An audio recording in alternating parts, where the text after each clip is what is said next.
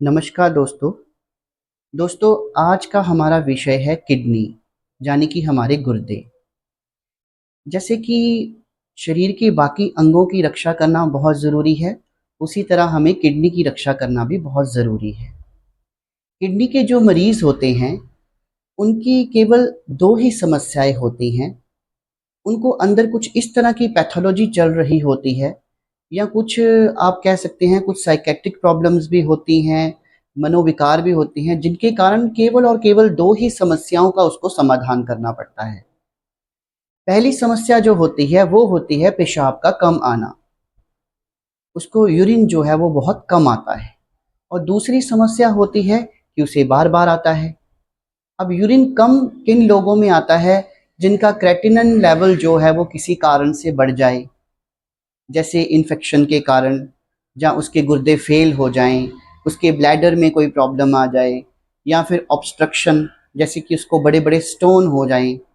इस तरह की जो दिक्कतें होती हैं उसमें पेशाब जो है वो बहुत कम आता है।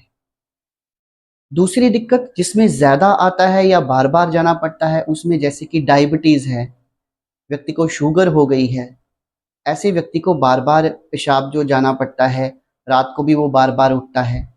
या फिर एंग्जाइटी डिप्रेशन है, उसके कारण भी, या कुछ और प्रॉब्लम्स भी होती हैं। जैसे कुछ लोगों को ये दिक्कत आती है कि वो बाथरूम जाकर आते हैं तो उनको फिर भी लगता है कि उनका बाथरूम पूरी तरह नहीं हुआ है। तो इस तरह की समस्याओं में बार बार जाना पड़ता है, जो यूरिन है वो ज़्यादा आता है। तो मैं आज आपको एक होम रेमेडीज़ बताऊंगा दोनों ही प्रॉब्लम्स के लिए।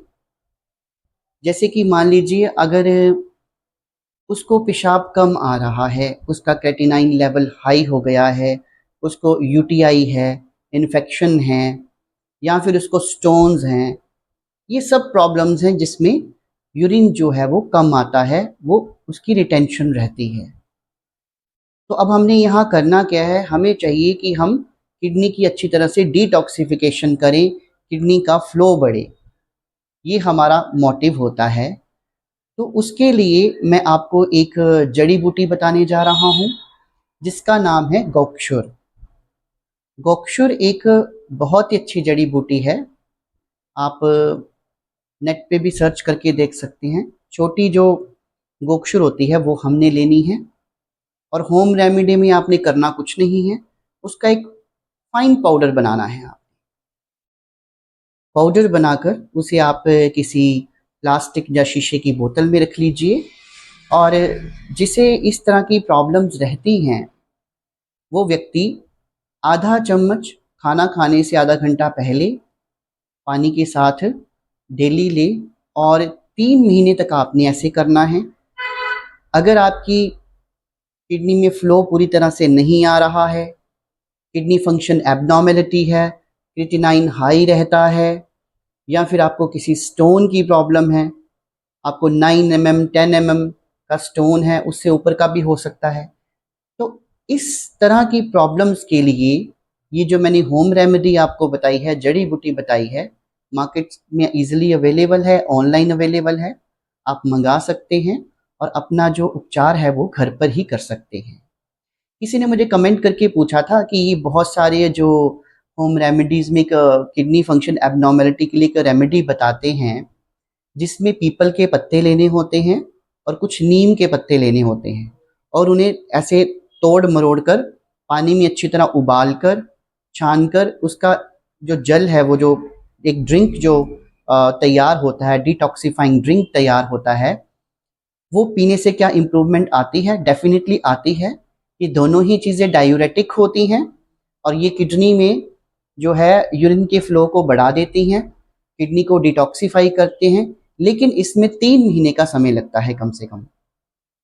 जो लोग डायलिसिस पर भी हैं, अगर इस चीज़ का इस्तेमाल करें तो अपने डायलिसिस को रिवर्स कर सकते हैं। लेकिन ये सब चीज़ें जो हैं थोड़ा टाइम लेती हैं, कम से कम 3 महीने का टाइम जो है वो लग जाता है।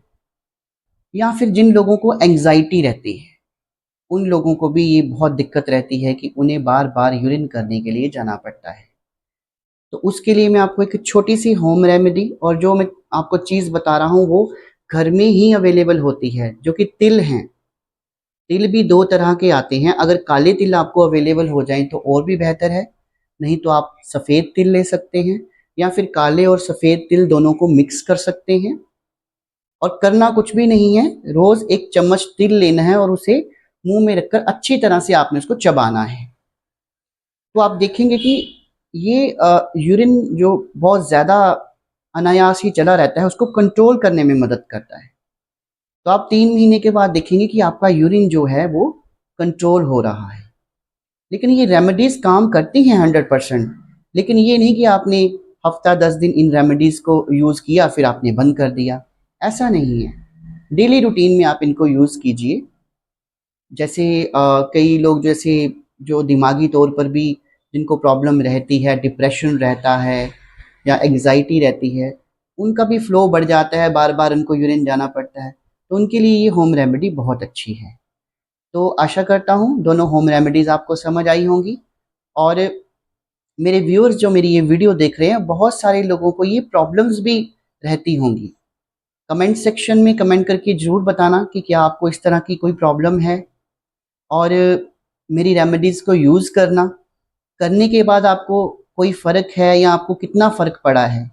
देखिए होम रेमेडीज़ से 80 से 85% तक फ़र्क पड़ जाता है। बाकी अगर फिर भी आपकी ये प्रॉब्लम सॉल्व ना हो, तो आप अपने नियरेस्ट डॉक्टर से संपर्क कर सकते हैं, उनकी राय ले सकते हैं। तो हमारे से अगर आप संपर्क करना चाहते हैं, तो स्क्रीन पे दिए गए नंबर पर आप कॉल कर सकते हैं और कॉल कर सकते हैं, व्हाट्सएप कर सकते हैं और अपनी समस्या जो है, उसको हमारे साथ डिस्कस कर सकते हैं। तो आज की वीडियो में बस इतना ही। फिर एक नई टॉपिक को लेकर आएँगे, नई वीडियो को लेकर आएँगे।